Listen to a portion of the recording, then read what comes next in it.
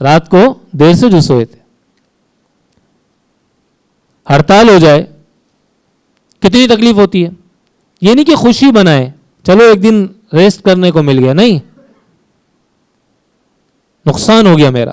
ہاں بچے خوشی بناتے ہیں کہ آج اسکول نہیں جانا پڑے گا, انہیں پتہ ہے, انہیں اس اسکول نہ جانے کا نقصان کا احساس نہیں ہے, اس لیے وہ خوش ہوتے ہیں. تو مسلمان کو بھی احساس نہیں رہا کہ دنیا کی زندگی میں کوئی گناہ کروں گا, یہ نیکی میں سستی کروں گا تو اس کی وجہ سے اس کا نتیجہ میں نے دنیا کی زندگی میں بھی بھگتنا پڑے گا. اس کی وجہ سے کیا ہوا؟ عبادت میں بھی سستی, گناہ زندگی سے ختم ہو کے نہیں دے رہے, معاملات شریعت کے مطابق آ نہیں رہے, اور اخلاق وہی بد سے بدتر ہیں, معاشرت وہی خراب سے خراب تر ہے, وہی خراب سے خراب تر ہے. اب بتائیے نا میرے عزیزو, بچہ آفس نہ جائے کتنا ڈانٹتے ہیں, یہی بچہ مسجد میں نماز کے لیے نہ جائے کتنی تکلیف ہوتی ہے, کتنا دل کے اندر احساس پیدا ہوتا ہے. اسی بچے کی قرآن کی تلاوت میں کمی رہ جائے کتنا احساس پیدا ہوتا ہے. اس بات کا تو احساس ہے کہ میرے خون پسینے کی کمائی ضائع نہ ہو جائے, لیکن اس بات کا احساس نہیں ہے میرے عزیزو کہ میری زندگی کے اندر اگر نیکی نہیں ہوگی تو میرے ایمان اور میرے اعمال صالحہ کا نور برباد ہو رہا ہے, کیونکہ نقصان کا احساس نہیں. زہر کھاتے ہیں کبھی زندگی میں, غلطی سے بچہ کوئی ایسی چیز کھا لے جو اس کی صحت کے لیے نقصان دہ ہو, کتنے فکر مند ہو جاتے ہیں, کیسا ڈاکٹر کے پاس لے کر دوڑتے ہیں اور کتنے ٹیسٹ کراتے ہیں, جب تک یقین نہ ہو جائے کہ مکمل جراثیم ختم ہو گئے ہیں, مکمل جراثیم مر چکے ہیں, اس وقت تک چین اور سکون نہیں ملتا, اس وقت تک چین اور سکون نہیں ملتا. ذہن پریشانی کا شکار رہتا ہے, کیونکہ یقین ہے نا کہ اس کی وجہ سے میری اولاد کی صحت خراب ہو جائے گی, اور گھر میں لقمہ حرام آ جائے, رشوت کا پیسہ آ جائے, سود کا پیسہ آ جائے, جھوٹ سے کمائی ہوئی دولت آ جائے, نماز کو چھوڑی ہوئی دولت آ جائے, نہیں احساس نا کہ اس کی وجہ سے میرا ایمان مر جائے گا, اعمال صالحہ کی توفیق مر جائے گی, گناہ کی طرف دل کا میلان ہونے لگ جائے گا, کیونکہ یقین نہیں ہے نا کہ دنیا کی زندگی کے اندر اگر گناہ کروں گا تو اس کا ثمرہ بھی یہی بھگتنا پڑے گا, نیکی کروں گا تو اس کا اجر بھی یہی مجھے نظر آئے گا, میری اولاد میں نظر آئے گا, اللہ ظاہر فرمائیں گے. حضرات صحابہ اکرام رضوان اللہ تعالی علیہم اجمعین کے یہاں اس بات کا بڑا اہتمام تھا, بڑا اہتمام تھا. چنانچہ غلطی سے سبقت لسانی کی وجہ سے یا غصے سے متاثر ہو کر زبان سے کوئی بات نکل بھی جاتی تو اس کا فوراً تدارک اور اس کو فوراً ختم کرنے کا اہتمام کرنے کی کوشش کر, فوراً اہتمام کرنے کی کوشش کر. بے چینی لگ جاتی, پریشانی لگ جاتی, یہ کیا ہو گیا. انہیں تو یقین تھا اس بات کا, احساس تھا اس بات کا, یقین تھا اس بات کا, احساس تھا اس بات کا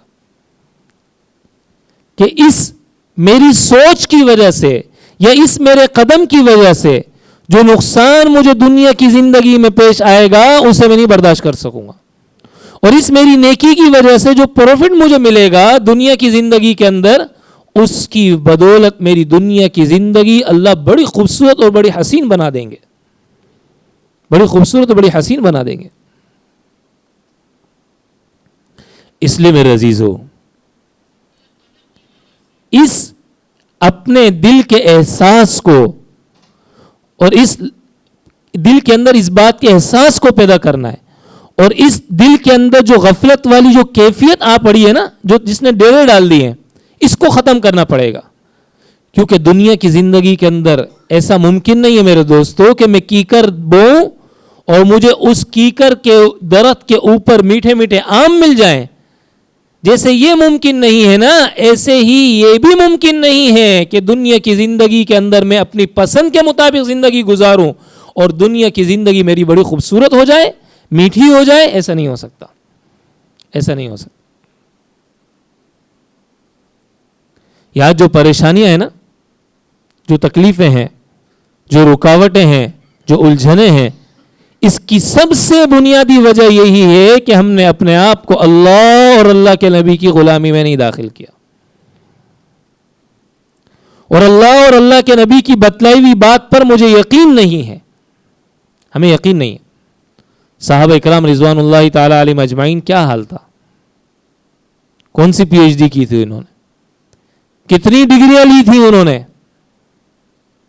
لیکن آدھی دنیا سے زیادہ پر وہ شخص جس کو اونٹ چرانے نہیں آتا تھا، نبی علیہ الصلوۃ والسلام کی غلامی میں آنے کی برکت سے حکومت کر کے اس نے دکھایا کہ نہیں دکھایا؟ آدھی دنیا سے زیادہ کو چلا کے دکھایا کہ نہیں دکھایا؟ یہ کب ہوا؟ جب زندگی کے اندر دل میں اس بات کا یقین پیدا ہو گیا اور احساس پیدا ہو گیا کہ دنیا کی زندگی میں جو قدم اٹھاؤں گا اس کا نتیجہ اور ثمرہ یہی میں نے پانا ہے، یہی میں نے پانا ہے. تو اس وجہ سے ان کے لیے اللہ نے بڑی آسان کر دی تھی زندگی، اور معاملات بڑے خوبصورت اللہ نے ان کے بنا دیے تھے، اور بڑی عافیت اللہ نے ان کو عطا فرما دی تھی. اس لیے میرے دوستو، ہمارا جو یہاں آنے کا مقصد ہے نا، اس مجلس کے اندر آنے کا مقصد، اس محفل کے اندر آنے کا مقصد یہی ہے کہ ہمارے دل اور دماغ کے اندر اس بات کا یقین پیدا ہو جائے کہ میں نے زندگی کے اندر نیکیاں جو کرنی ہیں، اس نیکیوں کے پر ملنے والا ثمرہ، اس کا فائدہ، اس کا پروفٹ اللہ نے مجھے یہاں بھی دینا ہے، یہاں بھی میں نے پانا ہے. اس لیے میں نے نیکی میں سستی نہیں کرنی. کوئی موقع زندگی کے اندر نیکی کا آ جائے اور میں پیچھے رہ جاؤں، ایسا نہیں ہونا چاہیے. کوئی موقع زندگی کے اندر نیکی کا آ جائے اور میری اولاد پیچھے رہ جائے، ایسا نہیں ہونا چاہیے. کوئی گناہ میری زندگی میں سرزد ہو جائے اور اس گناہ کے ساتھ میرے آگے کا وقت گزرتا رہے، او ایسا نہیں ہونا چاہیے. یہ تو زہر ہے جو میرے جسم کو لگ چکا ہے. جیسے جسم کو زہر لگ جائے سکون نہیں ملتا. حضرت تشریف لے.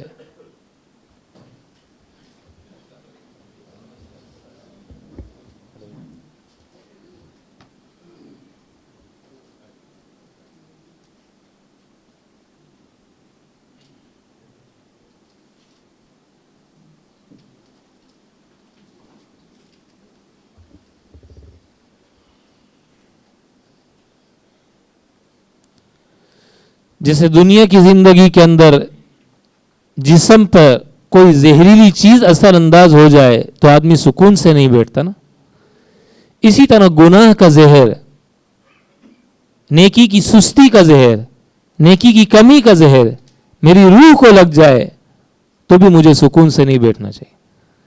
تو میرے دوستو، ہمارے یہاں آنے کا مقصد اور بنیادی وجہ وہ یہی ہے کہ اس بات کا احساس ہمارے دلوں کے اندر پیدا ہو جائے، تاکہ نیکیوں کا اہتمام اور گناہ سے بچنے کا جذبہ اور اس کا اہتمام میری اپنی زندگی کے اندر اور میری نسلوں کی زندگی میں اللہ زندہ فرما دے.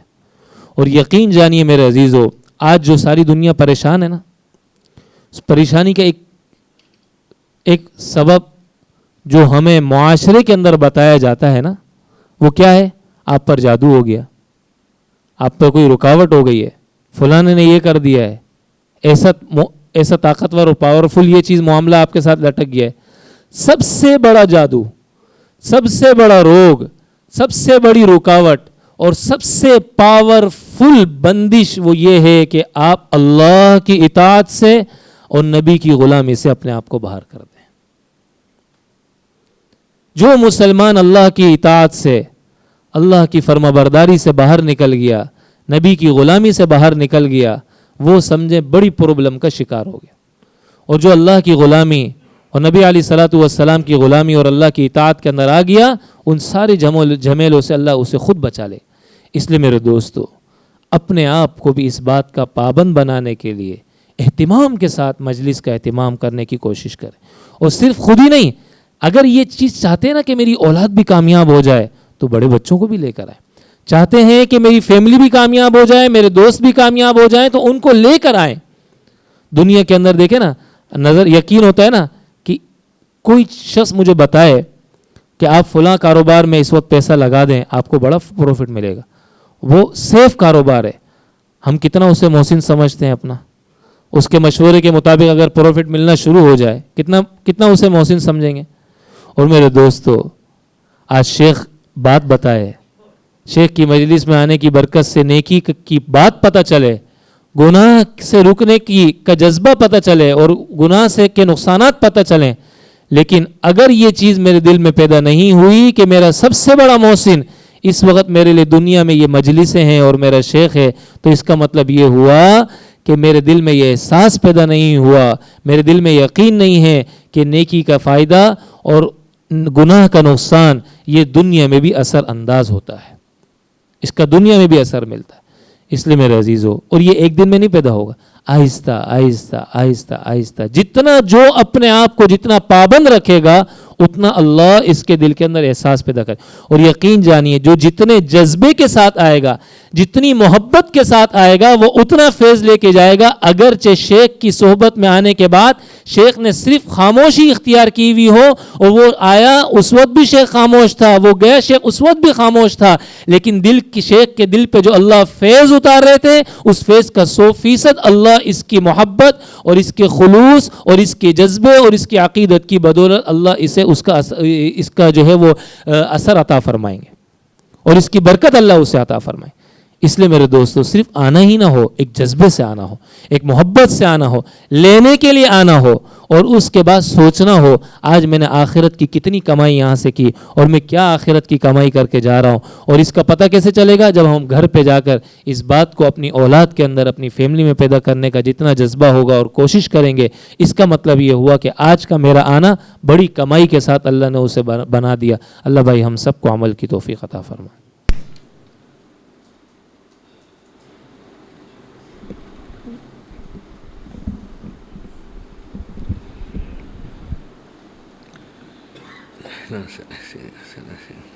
الحمد لله نحمده ونستعينه ونستغفره ونؤمن به ونتوكل عليه ونعوذ بالله من شرور أنفسنا ومن سيئات أعمالنا من يهده الله فلا مضل له ومن يضلله فلا هادي له ونشهد أن لا إله إلا الله وحده لا شريك له ونشهد أن سيدنا وسندنا مولانا محمدا عبده ورسوله صلی اللہ تعالی علیہ وعلی آلہ وبارک وسلم تسلیما کثیرا کثیرا. اما بعد اعوذ باللہ من الشیطان الرجیم. بسم اللہ الرحمن الرحیم. اللہ یجتبی الیہ من یشاء ویہدی الیہ من ینیب.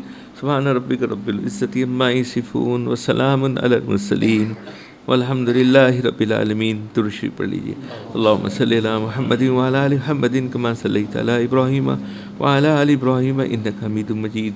اللہم بارک علی محمد وعلی آل محمد کما بارکت علی ابراہیم وعلی آل ابراہیم انک حمید مجید. میرے معزز دوستو بزرگوں, آج کا موضوع ہے, ہم یہ سال میں کوشش کرتے ہیں 2-3 دفعہ یہ موضوع کو بات کریں, اور ہمارا حضرت والا کا بھی یہی طریقہ تھا کہ اہم موضوع ہوتے تھے اس کے اوپر بار بار وہ تاکید کرتے تھے.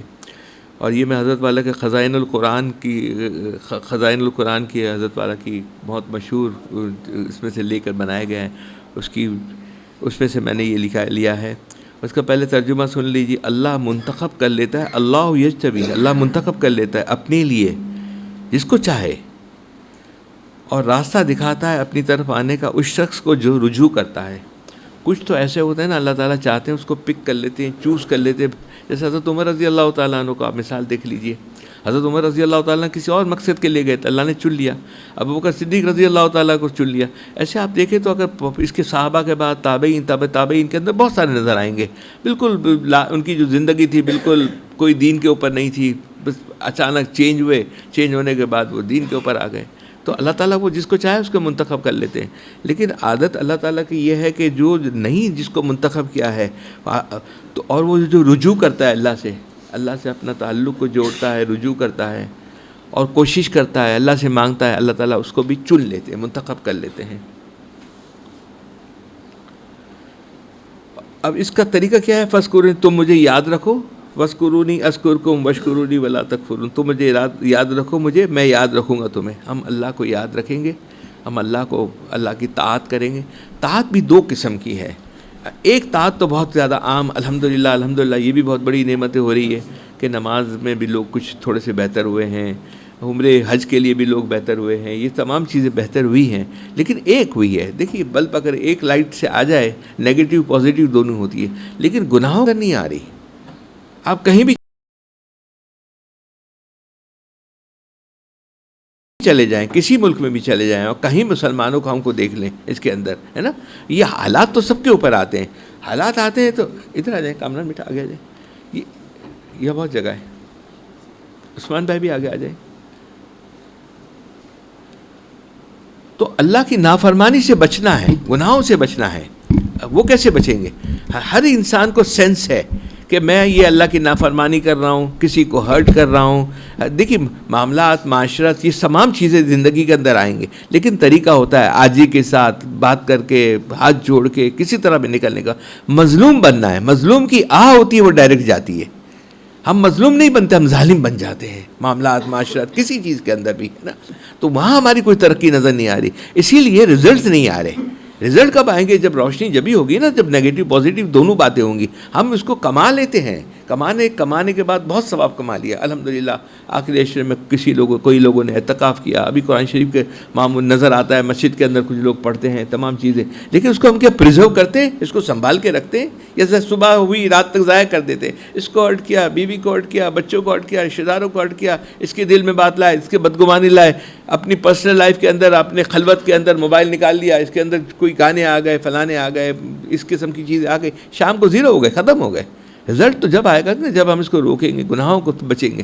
گناہوں سے بچنا سب سے مشکل کام ہے. گناہوں سے اللہ تعالیٰ خلوت میں بھی ہوتے ہیں, جلوت میں بھی ہوتے ہیں. اللہ کی نافرمانی نہیں کریں گے. تم مجھے فَاذْكُرُونِی أَذْكُرْكُمْ, تم مجھے یاد رکھو میں تمہیں یاد رکھوں گا.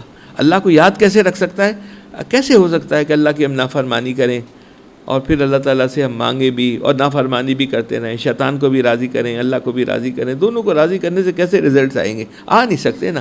اس وقت جو تنزلی مسلمانوں کی نظر آ رہی ہے, یہ وہی تو وقت تھا نا پہلے. مسلمانوں کی جو فتوحات ہوتی تھی, کہاں سے کہاں نکل گئے, کتنی ترقی کی, کتنے سارے کام کیے.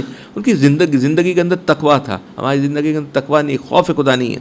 دیکھو دو خوف ہوتے ہیں, ایک ہوتا ہے حکومت کا خوف, ایک حکومت کا خوف.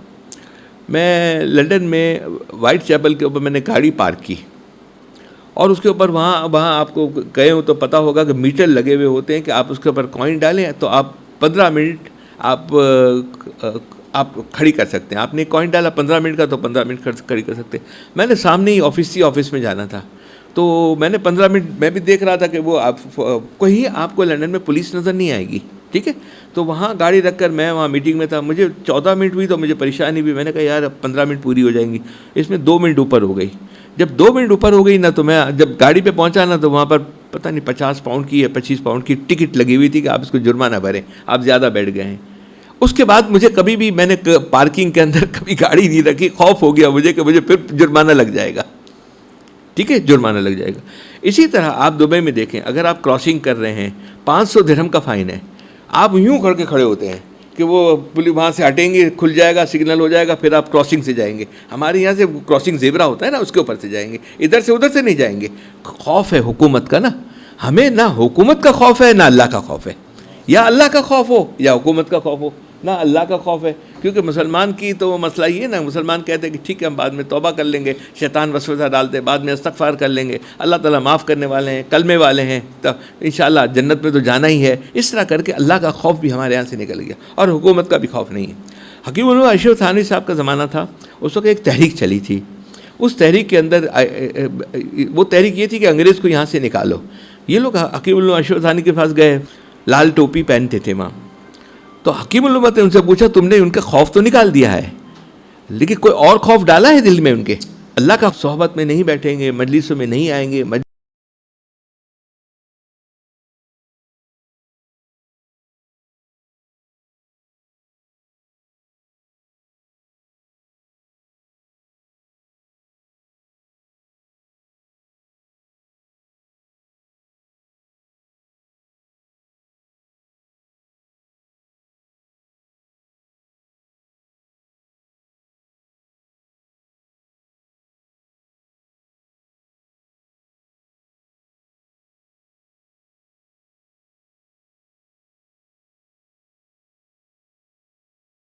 مجلسوں کی فکر نہیں کریں گے، مجلسوں کا درد دل اندر کے اندر نہیں ہوگا، آپ ان کے بارے میں فکر نہیں کریں گے، اللہ سے نہیں مانگیں گے، اللہ سے رجوع اللہ نہیں کریں گے، ہمارا رجوع اللہ پھس پھسا ہے، کیونکہ ہمارا تعلق مع اللہ بالکل کمزور ہے، اللہ سے تعلق والا معاملہ نا بالکل کمزور ہے۔ بالکل جب وہ کمزور ہے، آج بہت سارے گناہوں کو گناہ ہی نہیں سمجھا جاتا، تو تعلق کہاں سے بنے گا؟ آپ آتے ہیں، تعلق ہوتا ہے، کسی نہ کسی تعلق سے آدمی آ جاتا ہے، بات کرتا ہے، آگے بڑھتا ہے، آسانی ہو جاتی ہے نا۔ ہم اللہ سے رجوع تو کرتے ہیں، پھر صبح 1 گھنٹے کے بعد ہم اللہ کی نافرمانی بھی شروع کر دیتے ہیں۔ آج میں وہ آپ کو بات سناؤں گا جس کے بارے میں حضور صلی اللہ علیہ وسلم نے فرمایا کہ یہ ایک آیت نازل ہوئی ہے، جس کے جب یہ نازل ہوئی تو حضور صلی اللہ علیہ وسلم نے فرمایا یہ آیت مجھے اتنی محبوب ہے کہ اگر اس کے بدلے میں مجھے پوری کائنات مل جائے تو وہ عزیز نہیں۔ وہ حضرت وحشی رضی اللہ تعالیٰ عنہ کا ہے، اور یہ بھی خزائن القرآن کا ہے۔ ہمارا حضرت والا حضرت حکیم اختر رحمۃ اللہ علیہ، اللہ ان کے درجات کو بلند فرمائے، مغفرت فرمائے، اس میں سے میں سناؤں گا۔ اس کے بعد وہ جواہر کے بارے میں کہ آپ کا ہمارے حضرت اس وقت میرے پیارے شیخ حضرت تقی عثمانی صاحب، اللہ ان کو بھی صحت عافیت عطا فرمائے، ان کے میں لے کر آیا ہوں، کچھ پیپر لایا ہوں، میں وہ آپ کو پہلے سناؤں گا۔ پہلے یہ سن لیجیے، اللہ یجتبی الیہ من یشاء ویہدی من یشاء۔ میں نے جس آیت کی تلاوت کی تھی اس میں اللہ تعالیٰ نے اپنی ایک ایسی صفت ارشاد فرمائی جو گنہگاروں کے لیے، ذرا غور سے سنیے گا، بڑی امید ہو جاتی ہے جب ایسی بات سنتے ہیں نا، تو اللہ سے ہونے کا، کیونکہ ہماری زندگی تو گزری ایسی ہے نا، 70 سال کا میں ہو گیا۔ اب دیکھا جائے کیا میں نے اللہ کا نہ عظمت نہ محبت کسی چیز کا حق ادا نہ کر سکے، نہ شیخ کا حق ادا کر سکے، کچھ بھی نہیں کر سکے، ہم نے زندگی گزار دی ہے نا۔ تو جب اس قسم کا بات سامنے آتی ہے تو امید ہو جاتی ہے، اور امید غالب رہنی چاہیے، خوف غالب نہیں رہنا چاہیے، امید غالب رہنی چاہیے، امید رکھ کر اللہ سے رجوع اللہ کرنا چاہیے۔ اپنی ایسی صفت ارشاد فرمائی جو گنہگاروں کے لیے، جو گناہوں کے دلدل میں پھنسے ہوئے ہیں، نکلنا چاہ رہے ہیں اور نکل نہیں پا رہے، زبردست بشارت ہے۔ اگر وہ گڑ گڑا کر اللہ تعالیٰ سے یہ صفت اور یہ خوبی، یہ خزانہ جس کا اعلان قرآن پاک میں فرمایا، مانگ لے تو بہت جلد ان کا کام بن جائے گا، کیونکہ اگر یہ خزانہ خدا تعالیٰ کو دینا نہ ہوتا تو اعلان نہ فرماتے۔ دیکھیے جب ابا چاہتے ہیں کہ لڑکوں کو پتہ نہ چلے تو بتاتا بھی نہیں ہے، لیکن جب بتاتا ہے تو میرے باکس میں آج اتنے روپے ہیں، تو اس کے معنی ہے کہ مجھے یہ بچے مجھ سے مانگے۔ اللہ تعالیٰ نے اپنی اس صفت قرآن پاک میں اعلان کیا کہ میری ایک خوبی ہے، جو شخص گناہوں کے دلدل سے نکل سکتا ہو، رات دن گناہ زندگی میں پھنسا ہوا ہو، جانتا ہے کہ میں دانشتہ نالائکی میں پھنسا ہوا ہوں کہ نکلنے نہیں پاتا، تو اللہ تعالیٰ سے یہ کہنا چاہیے کہ اے اللہ، آپ نے قرآن پاک میں اپنی صفت بیان فرمائی کہ اللہ جس کو چاہتا ہے اپنی طرف کھینچ لیتا ہے۔ اللہ یجتبی الیہ من یشاء، مجھے اپنی طرف کھینچ لیجئے، اللہ مجھے میرا کام بنا دیجیے۔ اللہ تعالیٰ کسی کو ضائع نہیں کریں گے، اللہ سے مانگیے جس زندگی کے اندر ہیں۔ ایک صاحب نے کہا مجھ سے گناہ نہیں چھوٹتا تو میں اس کے بعد بھی استغفار کروں، اللہ سے رو، تو وہ نہیں چھوٹتا، اس میں استقامت نہیں، اس میں تو استقامت کر لیجئے، اس استقامت کی وجہ سے وہ بھی چھوٹ جائے گا۔ اللہ سے مانگنا، رونا تو شروع کر دیجئے، کہنا تو شروع کر دیجئے، 2 منٹ 4 منٹ۔ ہمارے رضی اللہ فرماتے ہیں کہ اللہ سے صرف دعا نہ کرو، باتیں کرو، کچھ تو باتیں کرنا شروع کر دیجیے، خود تو اپنا ایسا تعلق بنائیے کہ اللہ سے ہم باتیں کر رہے ہیں۔ آگے ارشاد فرماتے کہ جس کو پہلے جذب نہیں دیتا تو وہ خود کوشش کرے۔ بہت سارے لوگ ہوتے ہیں، عمر رضی اللہ عنہ جذب کر دیا، ایسے بہت سارے لوگ ہیں، کوشش تو کرے، ہے نا۔ کوشش کیا ہے؟ رجوع اللہ، اللہ سے تعلق، مجلسوں میں آئیے، اپنی نمازوں کو بہتر کیجیے۔ دیکھیے اگر 5 نمازیں ہیں دن کے اندر، 3 تکبیر اولیٰ کے ساتھ ہوتی ہے، تو کوشش تو کرے کہ 4تھی بھی ہو جائے، 5ویں بھی ہو جائے۔ کوشش اگر نہیں ہونے کا کم از کم افسوس ہو اس کے اندر، نماز کو کچھ دھیان سے بنانے کی کوشش کرے، اعمال کے اندر اللہ سے استقامت مانگیے۔ استقامت کے بارے میں بھی حضرت والا نے ہمارے حضرت تقی عثمانی صاحب دامت البرکات نے 2 ایسی دعائیں بتائی ہیں اور اس کے اوپر بیان کیا ہے، آپ کو انشاءاللہ مزہ آ جائے گا۔ آج میں اس کے بارے میں اس میں پڑھ کے آپ کو میں سناؤں گا، ٹھیک ہے۔ دعا کوشش تو کرے، مانگ تو لے اللہ سے، مانگیں گے تو اللہ تعالیٰ کیسے رد کرتے ہیں۔ میرا تو یقین یہ ہے کہ 100 ماں باپ سے زیادہ اللہ سبحانہ و تعالیٰ محبت کرنے والے ہیں، 100 ماں باپ سے زیادہ۔ ہمارا بچہ کہیں باہر جاتا ہے نا، ہم اس کو کہتے ہیں لاہور پہنچو تو بیٹا ایئرپورٹ سے آپ میسج کر دینا میں پہنچ گیا ہوں، ریچ سیفلی۔ میں نے کہا 2 ورڈ کا تو کر سکتے ہو، ہمیں کتنی فکر ہوتی ہے، ہمیں یہ ایک محبت 100 ماں باپ کے برابر نہیں، 100 ماں باپ سے زیادہ محبت کرنے والا۔ اور جب ہاتھ اٹھاؤ گے، چہرہ بناؤ گے، رونے والی شکل اختیار کر لو گے، اندر سے رونا نہیں آ رہا ہے، شکل اختیار کر لیں گے، تو آپ کی جو شکل اور رونا بھی ہے وہ ظاہر میں اندر میں نہیں ہے، لیکن اللہ تعالیٰ کو پتہ ہے۔ لیکن اللہ تعالیٰ اتنے پیار کرتے ہیں، اللہ تعالیٰ کی رحمت اللہ کے غضب پہ غالب ہے، اللہ تعالیٰ کام بنا دیں گے. کام ابھی نہیں بنائیں گے, اولاد نسلوں کا کام بنا دیں گے. اور جو انسان چاہتا ہے اولاد نسلوں کے لیے. مجھے ایک صاحب نے فون کیا کہ میرے پاس یہ ہو گیا ہے, مجھے لگتا ہے میرے پاس سحر ہے اور جادو ہے, میرے اوپر کسی نے بندش کی ہوئی ہے. تو میں نے کہا کہ تم بندش تمہارے اوپر کی ہے تو اللہ تعالیٰ کہاں گئے پھر تمہاری یہ شیطان بندش کر لے, جس کو روک دے, جس کو بنا کر دے, جس کا رزق روک دے, جس کا سب, یہ تو مالک ہو گیا. ایسا نہیں ہے. میں نے کہا اللہ سے مانگیے, کوئی کسی کو کچھ نہیں کر سکتا. ہمارا توکل ایسا ہونا چاہیے. یہ کیا شیطان طاقت رکھتا ہے؟ ہاں شیطان کو اللہ نے بہت طاقت دی ہے, لیکن ایسی طاقت نہیں ہے. جب اللہ سے مانگیں گے, اللہ سے دھیان بنائیں گے. تو میں نے اس کے لیے دعا کر دی ہے, مانگا اللہ سے, اس نے بھی مانگا ہوگا. کچھ دنوں بعد آیا کہ اللہ پاک نے عافیت فرما دی, خیر فرما دی. یہ کوئی کچھ نہیں کر سکتا. یہ آپ دیکھیں, میری طبیعت خراب ہوئی نا, میں 3-4 میرے جو بہت قریب کلوز ہیں, جو دین یہ علماء حضرات ہیں اور جو عامل لوگ ہیں, جس کے پاس بھی گیا تو مجھے یہی کہا کہ تمہارے اوپر سحر کیا گیا ہے, سحر کیا گیا ہے. تو لیکن ایک آیا, وہ بھی شیخ الحدیث بھی ہیں اور وہ حکیم بھی ہیں. انہوں نے کہا کہ میں نے کہا کہ مجھے یہ لوگ کہتے ہیں سحر کیا گیا, تو مجھے اس نے ایسی عجیب بات کی. انہوں نے کہا سحر کیا گیا تو اللہ پاک آپ کو تکلیف آنی پریشانی تھی, ورنہ اللہ پاک نہ چاہتے یہ سحر کریں یا نہ کریں, آپ کو تکلیف کیسے آ سکتی ہے؟ یہ سحر کیا چیز ہے؟ کوئی حیثیت نہیں رکھتی, نہ کچھ, نہ ان کی کوئی اہمیت ہے. اللہ سے مانگیے, اللہ سے رجوع اللہ کیجیے. یہ سب چیزیں سنت پہ عمل کیجیے. ایک سنت حضور صلی اللہ علیہ وسلم نے بتایا. آپ دیکھیے نا, مجھے 92 کی بات آپ کو بتاؤں میں, ایک اہل تشریح حضرات میرے پاس فیکٹری میں آئے اور مجھے کہا کہ دیکھو یہ تسبیح فاطمہ ہے نا, اس کو کبھی مس مت کرنا, اس کی فوائد آپ کو پتہ نہیں ہے. یہ حضور صلی اللہ علیہ وسلم نے اپنی بیٹی کو بتایا, فاطمہ کو رضی اللہ تعالیٰ عنہ کو بتایا. دیکھو بیٹیوں سے زیادہ, بیٹوں کے مقابلے میں بیٹیوں سے زیادہ محبت ہوتی ہے. جو حضور کا بتایا ہوا تھا, میں نے اس کا اتنا نفع دیکھا. آپ کو نیند نہ آئے نا, آپ بستر پہ ہیں, حضور صلی اللہ علیہ وسلم فاطمہ رضی اللہ تعالیٰ یہ گئی تھی نا کچھ کام کے لیے, انہوں نے کہا کہ میں اس سے بہتر ہے تم کو میں کوئی اور ہدیہ دے دوں. تسبیح فاطمہ دی, آپ اس کو پڑھیے. پڑھتے سبحان اللہ الحمدللہ اللہ اکبر 33 34 دفعہ پڑھیے, دوبارہ پڑھ لیجیے 33 34, آپ تھوڑی دیر ہوگی آپ کو نیند آ جائے گی. تو اس نے مجھے کہا تھا کہ اس کو کبھی مس نہیں کرنا, آگے پیچھے نہیں کرنا. آپ ظہر میں پڑھیے تسبیح فاطمہ, نماز کے بعد آپ عصر آپ کو نماز ملے گی, عصر کی نماز آپ پڑھتے رہیے, آپ کی نمازوں میں سب چیزوں میں آپ کو فرق نظر آئے گا. جو حضور صلی اللہ علیہ وسلم نے دعائیں سکھائی ہیں, بہت ساری دعائیں ہیں نا, اس کو کچھ سیکھتے جائیں نا, کچھ پڑھتے رہیں. نہ کر سکیں تو میں دیکھتا ہوں مکہ مسجد میں ماشاءاللہ کچھ لوگ ہوتے ہیں, وہ جیب سے کارڈ نکالتے ہیں, اس میں دعائیں لکھی ہوئی ہیں, وہ بیٹھ کے اس کو پڑھ لیتے ہیں, دھیان سے پڑھ لیتے ہیں. اگر یاد نہیں ہوتا تو اس کو دیکھ کے اس کو پڑھ لیں. مانگیں اللہ سے, دعائیں سیکھیں.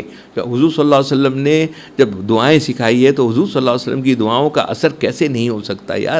یہ عامل شامل کیا, ہمارا زبان ہوتا تھا نا, عامل نہ بنو کامل بنو, عامل نہ بنو کامل بنو, تقویٰ زندگی کے اندر لے جاؤ, جو سب سے مشکل کام. یہ تو سب کیا گندے لوگ ہوتے ہیں, ان کے کیا اللہ سے کوئی زبردستی کروا سکے کہ بھائی اس کا رزق روک دو, اس کا اثار کر دو.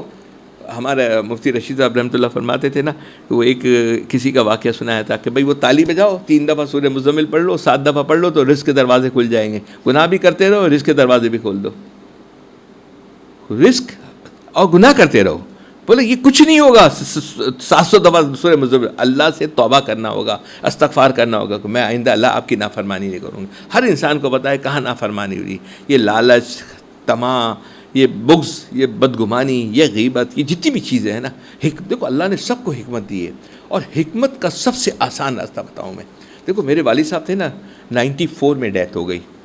ہم ان کے بھائیوں میں, ان کی فیملی میں, میرے یعنی ددیال کے اندر سب سے اسٹریٹ فارورڈ آدمی تھے نا, بالکل سیدھے آدمی, کوئی بالکل, وہ میرے والد صاحب تھے. ان کے بھائیوں میں, ان کے بھائیوں سے مشورہ کرنے لوگ جاتے, میری پھپھیوں سے جاتے, ددیال میں وہ تھے نا میرے والد صاحب. لیکن میرے والد صاحب کا ایک کام تھا, وہ بات کہتے تھے نا, وہ تو اپنی معصومی کے اندر بات کر دیتے تھے, لیکن بڑی وہی بات نظر آتی تھی.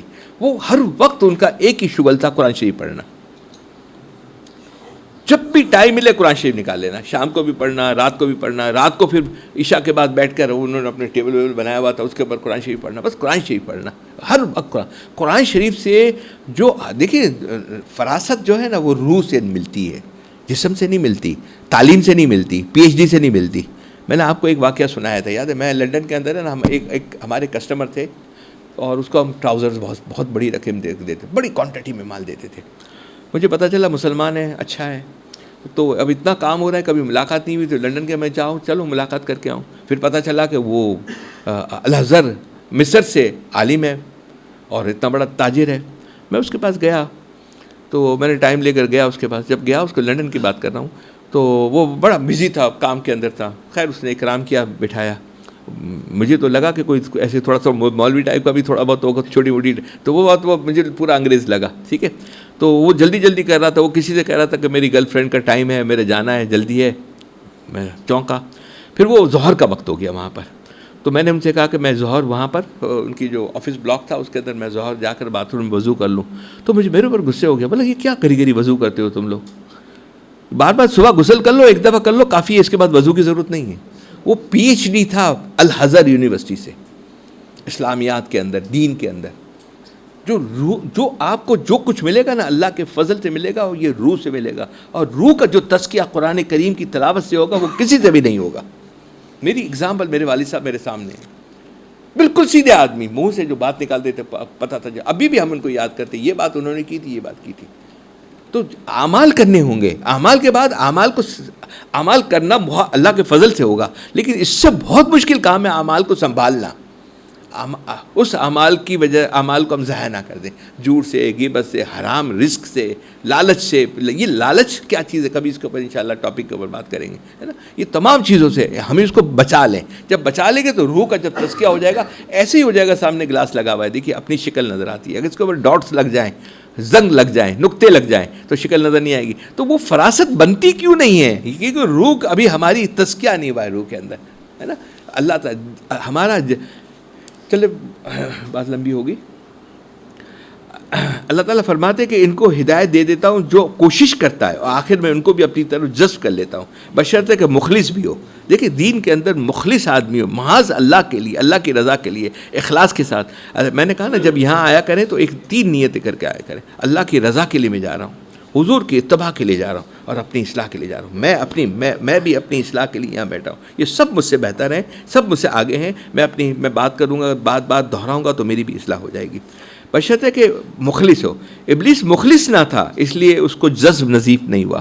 سب دنیا کے ہر زمین کے اوپر اس نے سجدہ کیا ہوا ہے، اتنی عبادت کرتا تھا، وہاں فرشتوں کی مجلسوں کو وہ خطاب کرتا تھا، پھر بھی جذب نہیں ہوا. اس کو کیا تھا کہ اس کو دنیا کے اندر اللہ کا نائب امیر بنا دیا جائے. جب آدم علیہ السلام کو پیدا کیا تو وہ ایک دم آؤٹ ہو گیا، اس کے اندر مخلص نہیں تھا، اس کے لیے اللہ تعالیٰ کے جذب نہیں ہوا.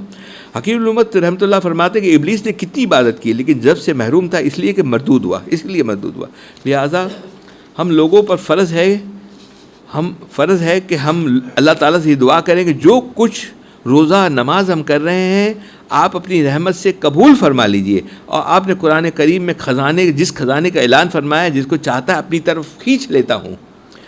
تو اے میرے ربا، میں تو کہتا ہوں اللہ سے، میں آپ کو کبھی اللہ نہیں کہوں گا. کیا کہیں گے؟ اللہ میاں، ہمارے ازواج کہتے ہیں اللہ میاں کہتے تھے یا ربا کہتے تھے. بڑا مزہ آتا ہے یہ بات کرنے میں، اللہ سے بات کرنے کے اندر. اللہ میاں یہ، اللہ میاں، اللہ میاں یہ، اللہ میاں یہ، اللہ میاں بات کریں اس سے، ہے نا. فرما لیجیے آپ نے قرآن پاک میں جس خزانے کا اعلان فرمایا ہے، جس کو چاہتا ہوں اپنی طرف کھینچ لیتا ہوں. تو اے میرے ربا، اگر آپ کو یہ خزانہ ہمیں دینا نہ ہوتا تو اس کی آپ ہمیں خبر نہ دیتے. پہلے کا نام ہے جذب، اللہ تعالیٰ جس کو چاہتا جذب کر لیتا ہے، اور دوسرے کا نام ہے سلوک. لیکن اللہ تعالیٰ نے صفت جذب کو مقدم فرمایا. ذرا ایک اور سنیے گا، ذرا ٹیکنیکل بات ہے، اوپر سے گزر جائے گی.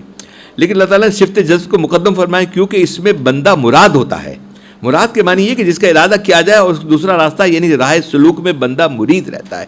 بس جس کو حق تعالیٰ صفت جذب عطا فرماتے ہیں، یعنی اپنی طرف کھینچ لیتے ہیں، وہ اللہ تعالیٰ کا مراد ہوتا ہے. اللہ تعالیٰ نے اس کو اپنا بنانے کا ارادہ فرما لیا. دیکھیں نا، اللہ جس کو پک کر لے، چوز کر لے، اس کی تو بات ہی کیا ہے. لیکن جس کو نہ کرے، وہ چل پڑے راستے کو. وہ بھی ایک بچہ ہے، ایک قدم آگے بڑھا ہے، چلنا شروع کر دے تو ماں باپ اس کو پکڑ لیتے ہیں. اللہ تعالیٰ ضائع نہیں کریں گے. 100 سے زیادہ ماں باپ کی محبت کرنے والے. چل تو پڑے ہم، اللہ کی نافرمانی چھوڑ تو دیں، اللہ سے مانگنا تو شروع کر دیں. بعد میں وہ خدا کا راستہ محنت اور مشقت سے طے کر کے اس کا نام مجذوب سالک ہے. یعنی اس کو جذب پہلے نصیب ہوا، سلوک بعد میں نصیب ہوا. اور جو پہلے سلوک شروع کرے، عبادت کی محنت مشقت شروع کرے، بعد میں اللہ تعالیٰ اس کو جذب کرے، اپنی طرف کھینچ لے، اس کا نام سالک مجذوب کہلائے گا. سالک مجذوب، اپنی کوشش میں لگا ہوا رہے اس کے اندر. ٹھیک ہے، جب اللہ تعالیٰ کو جذب کرتے ہیں تو اس کو پتہ چل جاتا ہے انسان کو کہ اللہ تعالیٰ مجھے اپنا بنا رہے ہیں، اپنا جذب کر رہے ہیں. جذب کرتے ہیں تو انسان کی عادت میں پازیٹیو تھنکنگ آ جاتی ہے، مثبت تھنکنگ آ جاتی ہے. وہ اللہ تعالیٰ کی طرف زیادہ رجوع کرنے والا بن جاتا ہے کہ اللہ کوئی مجھے کھینچ رہا ہے نا. اللہ تعالیٰ مجھے اپنا بنا رہے ہیں. اس کے دل میں خود بخود ایک کشش اللہ تعالیٰ کی طرف پیدا ہو جاتی ہے. ایک علامت اور پیدا ہوتی ہے، سن لیجئے، جس کو اللہ تعالیٰ جذب کرتا ہے اس کو سارے عالم کی دولت، سارے عالم کے حسن اور نگاہ کو گرا کر ہر وقت اس کی فکر میں رہتا ہے کہ میں اپنے اللہ کو راضی رکھوں. یہ علامت جذب کی ہے. جس کو اللہ تعالیٰ کھینچے وہ بھلا کھینچ جائے کسی اور طرف، جو کسی اور طرف کھینچ جائے تو معلوم ہوا کہ اللہ تعالیٰ نے نہیں کھینچا. آپ بتائیے محمد علی کے لیے یا کوئی اور تگڑا پہلوان کسی کو پکڑ کر اپنی طرف کھینچتے ہوئے اسی کو ایک کمزور اپنی طرف کھینچ رہا ہو تو بتائیے کہ وہ کھینچنے کا کمزور کی طرف ہوگا؟ آدمی اس طرف کھینچا جاتا ہے جس طرف طاقت زیادہ ہوتی ہے. حضرت وحشی رضی اللہ تعالیٰ عنہ کو واقعہ آپ کو پتہ ہے. حضرت وحشی علیہ رضی اللہ تعالیٰ وہ تھے کہ جنہوں نے بہت بڑی اللہ کی نافرمانی کی، حضور صلی اللہ علیہ وسلم کے چچا کو شہید کیا، بہت سارے واقعات ہیں. اور دیکھیے اللہ سبحانہ و تعالیٰ کا کرم و فضل تو دیکھیے اس شخص وحشی رضی اللہ تعالیٰ عنہ، ہم اس کو رضی اللہ تعالیٰ عنہ کہتے ہیں، جو حضور کے خاص کو شہید کر رہا ہے نا، اس کو بھی اللہ تعالیٰ کہتے ہیں کہ جاؤ اس کو دعوت دو، اس کو دعوت دو. یہ دعوت چلانی ہے. دعوت چلے نہ چلے، وہ سنے نہ سنے، آپ کامیاب ہو گئے، آپ کے اندر وہ عمل زندگی اندر آنا. تو حضرت وحشی رضی اللہ تعالیٰ عنہ کے کافی ایسے ہوتے گئے. انہوں نے پیغام بھیجا تو حضرت وحشی نے جواب دیا، پیغام دیا. تو آخری جو بات ہے میں وہ آپ کو سناتا ہوں، ہے نا. وہ تو لمبا کہ ان کا واقعہ پہلے بھی سنا ہے، انشاءاللہ کسی دن حضرت وحشی رضی اللہ تعالیٰ پھر ہم دوبارہ بھی بات کریں گے. اللہ تعالیٰ نے آخری میں جو بات رکی نا وہ یہ تھی کہ اللہ تعالیٰ نے شرک فرمایا کہ اللہ تعالیٰ شرک کو نہیں معاف کرے گا، لیکن اس کے علاوہ جتنے بھی گناہ اس کو دعوت دی جا رہی. صحابہ جا رہے ہیں دعوت دینے کے لیے، ایمان لے کر آ جائیے. تو اس میں ایک سورۃ نساء کی آیت کا نزول ہوا جس کا معنی یہ کہ اللہ تعالیٰ شرک کو نہیں معاف کرے گا لیکن اس کے علاوہ جتنی بھی گناہ ہیں سب معاف کر دے گا. اور جس کے لیے چاہے گا، یعنی وحشی اگر ایمان لائے اور شرک سے توبہ کر لے تو عمل صالح کی بھی قید اٹھ رہی ہے. شرک کے علاوہ جتنی بھی گناہ ہیں اللہ تعالیٰ اس کو بخش دے گا جس کے لیے چاہے. اب ان کا جواب سنیے. حضرت وحشی کو دعوت دی جا رہی ہے، وہ بار بار بھیج رہے ہیں، قرآن کریم کی آیتیں نزول ہو رہی ہے، لیکن وہ کیسا مضبوط کیسا آدمی ہے. دیکھیے ہدایت کے فیصلے اوپر ہو چکے تھے. اب ان کا جواب سنیے. پھر پیغام کا تبادلہ ہو رہا ہے. کہتے ہیں انی فی شبہۃ، میں ابھی شبہ ہے ہوں کہ کیونکہ اس آیت میں اللہ تعالیٰ نے مغفرت کی آزادی نہیں دی بلکہ مغفرت کو اپنی مشیت سے مقید کر دیا ہے کہ جس کو میں چاہوں گا اس کو بخش دوں گا. مجھے کیا پتا اللہ تعالیٰ کی مشیت میرے لیے ہوگی یا نہیں ہوگی، وہ میرے لیے مغفرت چاہیں گے یا نہیں چاہیں گے. بس میں نہیں چاہتا کہ وہ مجھے بخشیں گے، مجھے پتہ نہیں ہے بخشیں گے یا نہیں بخشیں گے. اب اس کے اوپر آخری آیت یہ سن لیجیے، مزہ آ جائے گا. جس کو میں کہتا ہوں یہ حضور صلی اللہ علیہ وسلم فرما رہے ہیں، یہ آیت اتنی قیمتی جب نازل ہوئی تو کہ اگر اس کے بدلے میں مجھے پوری کائنات مل جائے تو وہ عزیز نہیں ہے. کیا چیز ہوگی؟ اب سن لیجیے. اب چوتھی آیت نازل ہو رہی ہے. یہ وحشی رضی اللہ تعالیٰ کس معاملہ چل رہا ہے. قل عباد الذی اسرفوا علی انفسہم لا تقنطوا من رحمت اللہ ان اللہ یغفر الذنوب جمیعا انہ هو الغفور الرحیم. یہ آیت مجھے اتنی محبوب ہے کہ اگر اس کے بدلے میں مجھے پوری کائنات مل جائے تو وہ عزیز نہیں ہے. اللہ تعالیٰ فرماتے ہیں کل عباد الذی اسرفوا علی انفسہم، اے محمد صلی اللہ علیہ وسلم آپ میرے گنہگار بندوں کو بتا دیجئے. دیکھیے ہوپ، امید پوری ہو گئی نا، غالب امید ہو گئی. انشاءاللہ اللہ سے مانگیے، اللہ ایمان پہ خیر پہ خاتمہ ہم سب کا فرماتے عافیت کے ساتھ. تو انشاءاللہ آگے تو منزل انشاءاللہ آسان ہے انشاءاللہ، ہمارا اس نظر ہے. حضور صلی اللہ علیہ وسلم اے میرے گنہگار بندوں کو بتا دیجئے کہ اے میرے بندوں جنہوں نے اپنے اوپر زیادتیاں کر لی، ظلم کر لیے، بے شمار گناہ کر لیے، لا تقنطوا من رحمت اللہ، تم میری رحمت سے نا امید نہ ہو. ان اللہ یغفر الذنوب جمیعا، یقیناً اللہ تمام گناہ معاف فرما دے گا. اب مشیت کی بھی قید نہیں، اس قید کو بھی انہوں نے ہٹا رہے ہوں تاکہ میرے گنہگار بندے مایوس نہ ہو. میں نے یہ وجہ بتا دی کیونکہ اللہ تعالیٰ بخش دیں گے کیونکہ اللہ تعالیٰ بڑا ہی بخشنے والا ہے، بڑا ہی رحم کرنے والا ہے. اپنے نام پاک غفور کو رحیم پر مقدم فرمایا کہ معلوم بھی ہے کہ ہم بندوں کو کیوں بخش دیتے ہیں، وہ وجہ رحمت، اپنی شان رحمت کی وجہ سے. ہم تمہاری مغفرت فرما دیں گے. تمہارے گناہ محدود ہیں، میری مغفرت محدود نہیں ہے. اپنی شان رحمت کی وجہ سے ہم تمہارے مغفرت فرماتے ہیں. تمہارے گناہ محدود ہیں، میری مغفرت محدود نہیں ہے. تمہارے گناہ محدود ہیں، میری رحمت محدود نہیں ہے. میری غیر محدود رحمت کے سامنے تمہارے گناہ ایسے ہیں جیسے ایک چڑیا سمندر سے ایک قطرہ اٹھا لے. جو نسبت اس قطرے کو سمندر سے ہے اتنی بھی تمہاری گناہوں کو میری غیر محدود اور رحمت سے مغفرت سے نہیں ہے. اللہ تعالیٰ کے پاس تو کیا ہے، بس رجوع ہو جائے، دل سے طے کر لیں، عزم کر لیں میں توفہ میں نے زندگی گزاری، مجھے معاف کر دیجیے. آئندہ میں عزم کرتا ہوں آپ کو ناراض نہیں کروں گا، اللہ مجھے معاف کر دے. ہاتھ آپ کا نیچے پھیلائے گا، اس سے پہلے مغفرت انشاءاللہ ہو جائے گی. لیکن عزم ہو، ارادہ ہو. یہ نہ ہو کہ اندر میں دو بات ہو، میں گناہ بھی کروں گا، کل حرام رزق فلانا بد نظری تمام چیز کرتا رہوں گا، غیبت بھی کروں گا، یہ بھی کروں گا، بعد میں توبہ کر لوں گا. عزم ارادہ پکا ہو اور ندامت انسان کے اندر ہو. تو یہ کتنا بڑا اللہ تعالیٰ نے ہمیں یہ موقع دیا ہے. آج ہمارے ماشاءاللہ ابراہیم آئے ہیں ہمارے پاس، کچھ اشعار سنائیں گے. تو بسم اللہ کریں، پھر اس کے بعد کچھ اور زیادہ لمبی بات ہو جائے گی. آئیے بیٹا کچھ سنائیں گے، اشعار سنائیں گے. اس سے پہلے ایک شعر سن لیجیے، مزہ آ جائے گا. ضربے کسی کی نام کی دلوں کو یوں لگائے جا. حضرت مظہور رحمۃ اللہ علیہ کے یہ شعر ہیں. ضربے کسی کے نام کی دلوں پہ یوں لگائے جا، گو نہ ملے جواب کچھ در یوں ہی کھٹکھٹائے جا. گو نہ ملے جواب کچھ در یوں ہی کھٹکھٹائے جا. کھولے وہ یا نہ کھولے در، اس پر تیری کیوں نظر. تو بس اپنا کام کر، یعنی صدا لگائے جا. اللہ سے مانگتے رہے صدا لگائے جا. بیٹھے کا چین سے اگر کام کے کیا رہیں گے پر، بیٹھے کا چین سے اگر کام کے کیا رہیں گے پر، وہ نہ نکل سکے مگر پنجرے میں پھر پھڑائے جا. ہمارے حضرت والے کے پاس ایک شخص آیا تو اس نے کہا کہ میری ہارٹ میں مجھے تکلیف ہے، سینے میں درد ہے اور حالات ایسے. حضرت سب بڑے بوڈھ میں تھے، انہوں نے جواب دیا، وہ بولا کہ اندر جو ہے نا وہ پھر پھڑا رہا ہے، باہر نکلنے کے لیے کوشش کر رہا ہے، وہ مولا سے ملنا چاہتا ہے. جی بیٹا.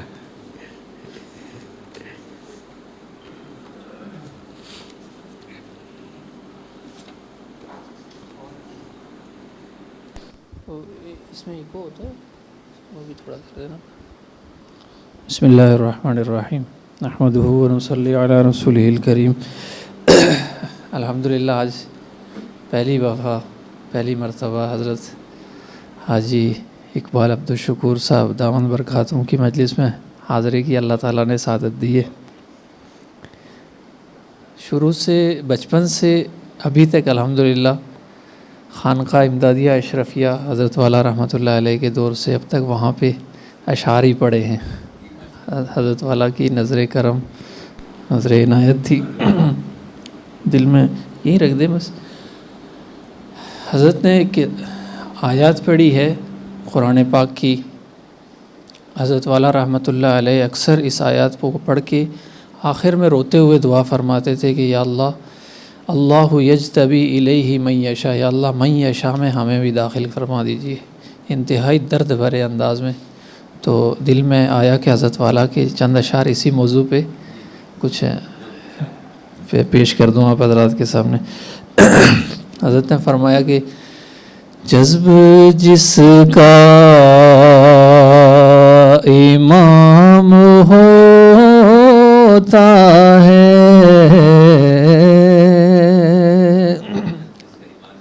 جذب جس کا امام ہوتا ہے، اللہ یجتبی الیہ من یشاء. اسی طرف حضرت جذب جس کا امام ہوتا ہے، راہ میں تیز گام ہوتا ہے. تیز گام مانی تیز قدم. حضرت پہ فرمایا ہمارے پاس ایک تیز گام ٹرین بھی چلتی ہے. جذب جس کا امام ہوتا ہے، راہ میں تیز گام ہوتا ہے، دل سے ان کا غلام ہوتا ہے، عشق جس کا امام ہوتا ہے. اللہ تعالیٰ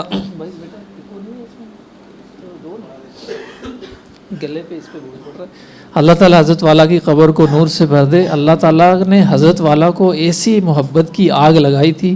میں نے حضرت والا سے ایک مرتبہ عرض کیا کہ حضرت والا اگر ایک ذرہ بھی ہمیں مل جائے تو ہمارا بیڑا پار ہو جائے. حضرت والا کا کیا انداز تھا. ایک مرتبہ فرمایا شعر میں فرمایا تھے نا کہ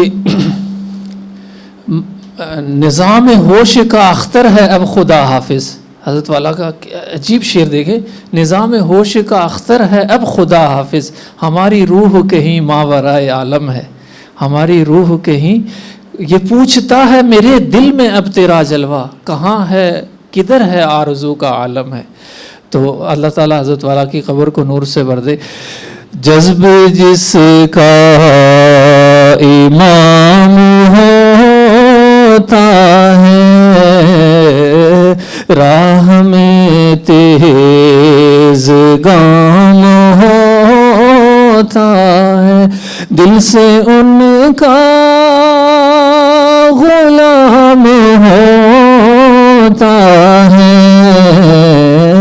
عشق جس کا امام ہوتا ہے، عشق جس کا دیکھیے، جس کا رہبر نہ ہو تو پھر اس کا نفس بھی بے لگام ہوتا ہے، جس کا رہبر نہ ہو تو پھر اس کا نفس بھی بے لگام ہوتا ہے، دوستو درد دل کی مسجد میں، درد دل کا امام ہوتا ہے، دوستو درد دل کی مسجد میں، درد دل کا امام ہوتا ہے، راہ میں تیز گام ہوتا ہے۔ حضرت آپ کی برکت سے کچھ اشعار یاد آ گئے، تو پوری نظم شاید مجھے زبانی یاد نہیں ہے، دیکھیے گا یہ شعر۔ رائے گاہ تو نہیں جاتی، فضل اس پر بھی تام ہوتا ہے، کار فرما تو لطف ہے ان کا، ہم غلاموں کا نام ہوتا ہے۔ حضرت والا فرماتے تھے نا، اگر کوئی نیکی ہو جائے تو اس کو اپنی طرف نسبت نہ کرے، یہ اللہ کی توفیق سے ہوا ہے، ما اصابک من حسنۃ فمن اللہ، یہ اللہ کی توفیق سے، اللہ کے فضل سے ہوا ہے۔ تو فرماتے ہیں کار فرما تو لطف ہے ان کا، ہم غلاموں کا نام ہوتا ہے، جس کا رہبر نہ ہو تو پھر اس کا عمر بھر عشق خام ہوتا ہے، اشک باری پہ فضل باری ہو، تب کہیں جا کے کام ہوتا ہے، اشک باری پہ فضل باری ہو، تب کہیں جا کے کام ہوتا ہے، ذکر و تقویٰ کے نور سے اختر نور نسبت تمام ہوتا ہے، عشق جس کا امام ہوتا ہے، راہ میں تیز گام ہو ہوتا ہے. جزاک اللہ سر. حضرت والا ایک دو شعر کی ایک بات یاد آ گئی. ابھی 3 مہینے پہلے الحمدللہ حضرت شیخ الاسلام حضرت مولانا مفتی محمد تقی عثمانی صاحب دامن برکاتہم، اللہ تعالیٰ ان کی عمر کو 120 سال عافیت کے ساتھ عطا فرمائے، کروڑوں جانیں عطا فرمائے. حضرت والا سے اللہ تعالیٰ ایسا کام لے رہے ہیں کہ یہ ہمارے پورے مملکت کے، پوری دنیا کے مسلمانوں کے لیے باعث فخر ہے. حضرت سے حضرت ملاقات ہوئی تو حضرت لوگوں کو وقت کی قلت کی وجہ سے 7 منٹ 5 منٹ کا ٹائم دے رہے تھے. تو میرے ساتھ کچھ علماء دوست تھے، تو جب حضرت سے سامنے ملاقات ہوئی، حضرت کو میں نے عرض کیا کہ حضرت اپنی مجالس میں آپ کے اشعار جب سے گوشۂ تنہائی مجھے ملی ہے پڑھ کے سناتا ہوں. بہت خوش ہوئے. تو اب میں نے وہاں پہ ایک چیز نوٹ کی، حضرت والا امور دنیا یا لکھنے پڑھنے کے کام کی وجہ سے نا اس کے دستخط کیے، اس کو مشاورت دی، اس کو یہ مشورہ دیا، تو حضرت والا تھک جاتے ہیں. تو حضرت والا کو جب اشعار کی بات کی تو حضرت والا کے چہرے پہ ایک شاشیت آ گئی. اچھا کچھ سنائیے پھر. تو میں نے حضرت سے عرض کیا کہ حضرت والا میرے شیخ رحمۃ اللہ علیہ نے 1999 میں بیت المکرم سے آپ سے ملاقات کر کے آ کے خانقاہ میں ایک شعر سنایا تھا کہ درد دل دے کے مجھے اس نے یہ ارشاد کیا. حضرت والا نے مجمع میں سنایا تھا کہ کل مجھے مفتی تقی عثمانی صاحب نے یہ شعر سنایا. تو حضرت وہاں اس وقت سے طالب علمی دور سے یہ شعر مجھے یاد تھا، لیکن مجھے نظم نہیں مل رہی تھی. جب سے کتاب ملی میں نے الحمدللہ یہ آپ کے اشعار پڑھے. تو حضرت وہ میں نے 2-3 شعر حضرت کو سنائے، اتنے خوش ہوئے مجھے، جی وہ اتنے خوش ہوئے، مجھے گلے لگایا اور ایک شعر لکھ کے مجھے دیا. کہہ رہے میاں یہ آپ کو لکھ کے دے رہا ہوں. اس کا عجیب مضمون بہت عظیم ہے حضرت والا کا. حضرت مفتی صاحب کا فرمایا کہ درد دل دے کے مجھے اس نے ارشاد کیا، ہم اسی گھر میں رہیں گے جسے برباد کیا، ہم اسی گھر میں رہیں گے جسے برباد کیا.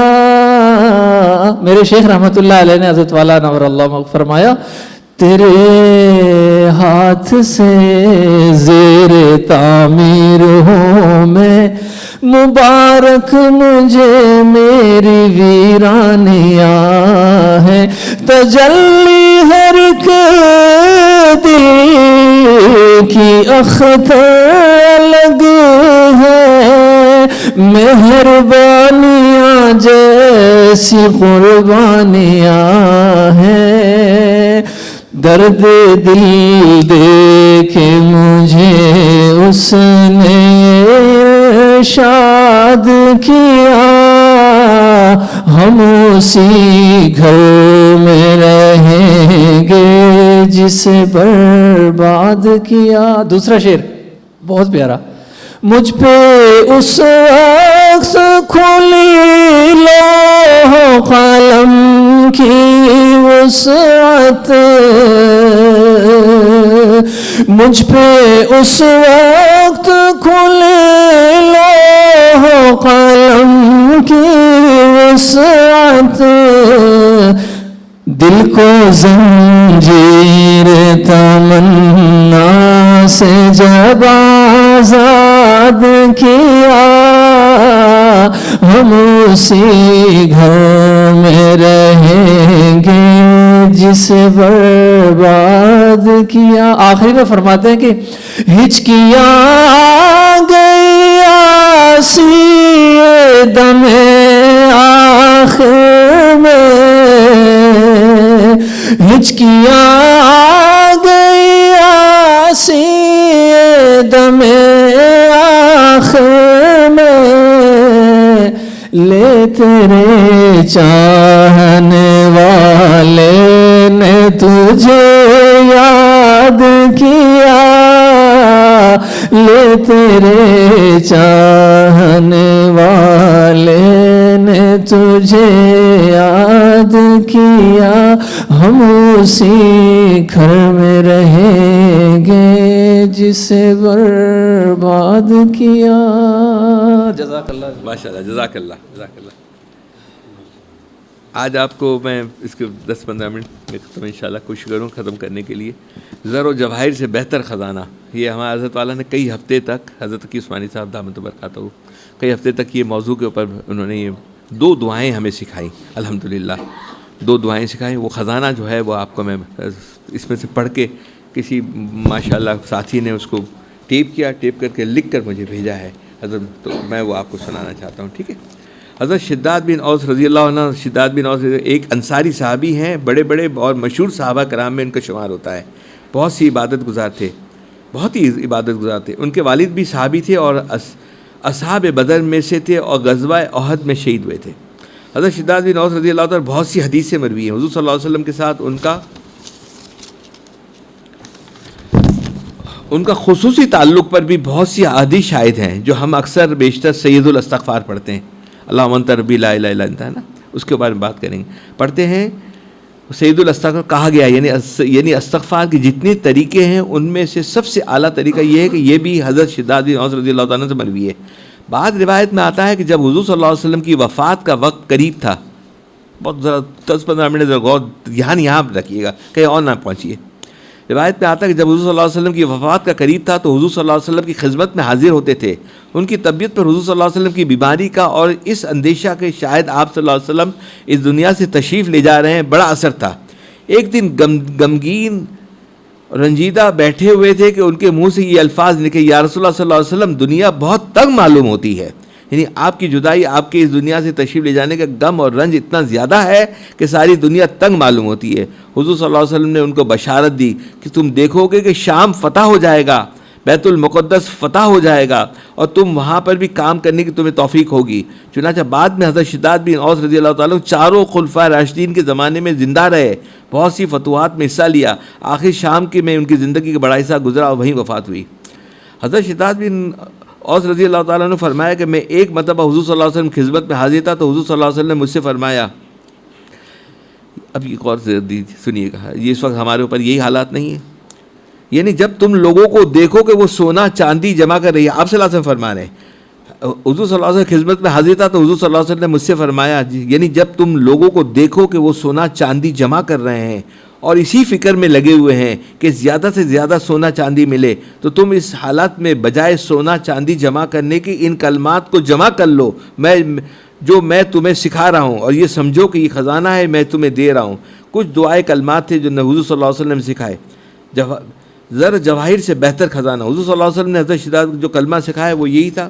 آپ کو میں پہلے مناجات مقبول میں بتا چکا ہوں. یہ دعا یاد کرنی ہے، سب کو 100% یاد ہونی چاہیے.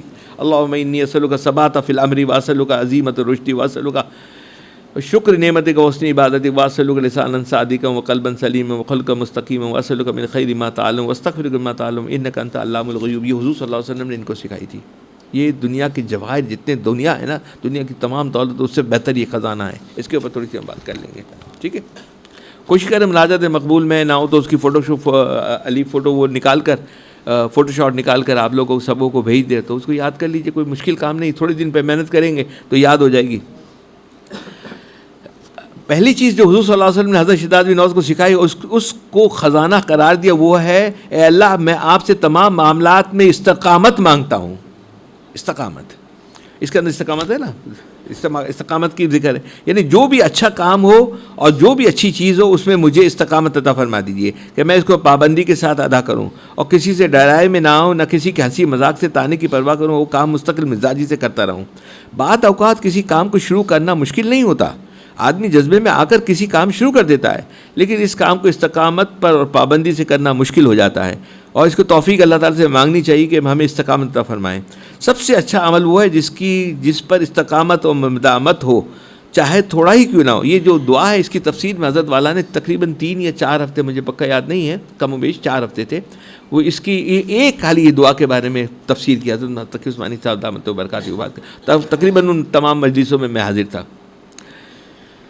اگر اچھا کام شروع کر دیتے لیکن جب بعد میں کسی نے مذاق اڑایا، کسی نے کچھ ڈرایا دھمکایا، کسی کوئی جملہ کسی نے دے دیا تو متاثر ہو کے پھسل جاتے ہیں یا کسی کہنے میں نہیں آتے بلکہ خود اپنے نفس اور شیطان کے بہکانے کے میں آگے مثلاً کوئی یہ عمل شروع کیا لیکن پھر نفس نے بہکایا، یہ کون سا فرض واجب ہے، اگر نہ بھی کیا تو کیا ہوا، اس کے نتیجے میں آدمی پھسل جاتا ہے.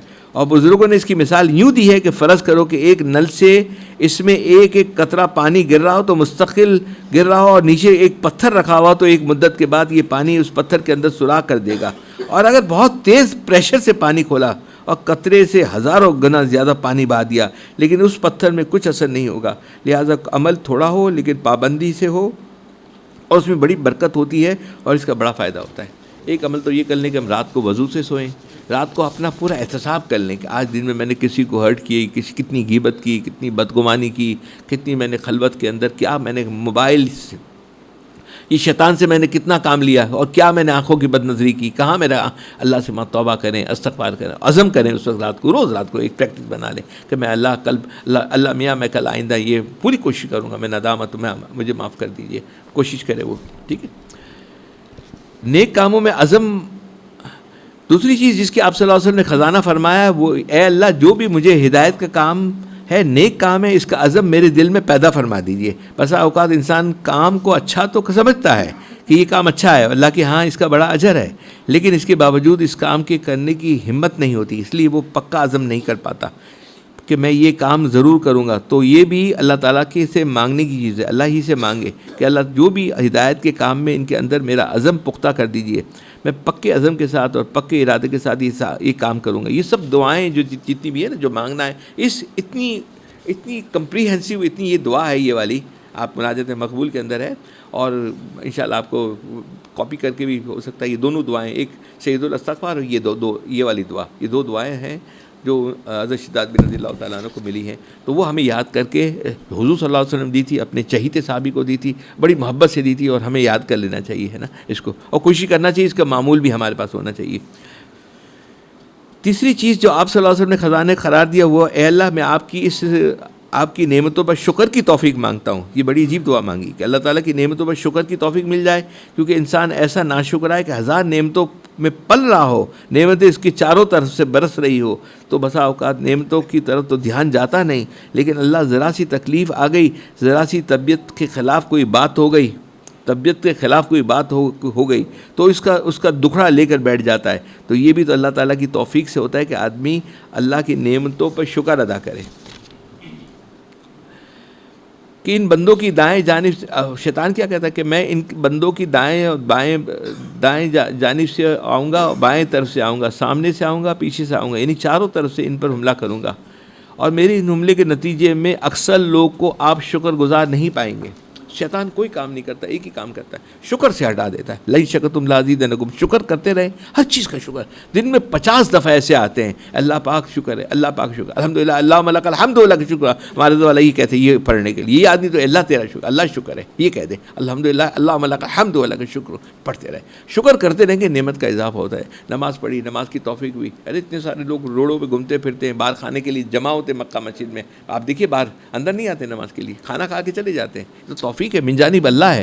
تو اللہ نے اتنا ہمیں توفیق دی، اندر بلایا، اپنے نور کے قدم مبارک میں سر رکھنے کی توفیق عطا فرمائی ہمیں. تو ہم اس کا اللہ سے ایک دفعہ تھینک یو ایک دفعہ بھی نہیں کہیں گے؟